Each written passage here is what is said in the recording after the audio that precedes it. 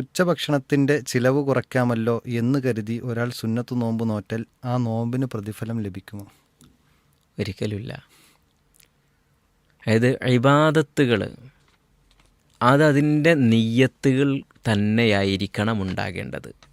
അള്ളാഹുവിൻ്റെ വജ്ഹ്, അവൻ്റെ പ്രതിഫലം, അവൻ്റെ പ്രീതി, ഇത്തരം കാര്യങ്ങൾ ഉദ്ദേശിച്ചുകൊണ്ട് തന്നെയായിരിക്കണം ഇബാദത്തുകൾ നമ്മൾ നിർവഹിക്കുന്നത്. ആ നിയ്യത്ത് നമുക്ക് പ്രധാനമായി ഉണ്ടാവുകയും അതിൻ്റെ കൂടെ ഭൗതികമായോ മറ്റോ നമുക്ക് ലഭിക്കാവുന്ന എന്തെങ്കിലും ഗുണങ്ങളുണ്ടെങ്കിൽ ആ ഗുണങ്ങളും കിട്ടട്ടെ എന്ന് ആഗ്രഹിക്കുകയും ചെയ്യാം. ഇപ്പോൾ ഉദാഹരണമായിട്ട് ഒരാൾ നമസ്കരിക്കുകയാണ്, അല്ലെങ്കിൽ നോമ്പെടുക്കുകയാണ്. നോമ്പെടുക്കുന്ന ആളെ സംബന്ധിച്ചിടത്തോളം അതിന് ആരോഗ്യപരമായ ഒരുപാട് ബെനിഫിറ്റുകൾ പറയുന്നുണ്ട്. അതേപോലെ തന്നെ നമസ്കാരത്തിന് അതിൻ്റെ ഗുണപരമായ ഒരുപാട് കാര്യങ്ങളുണ്ട്. മാനസികമായും ശാരീരികമായും ഒക്കെയുള്ള ഗുണങ്ങൾ പറയുന്നുണ്ട്.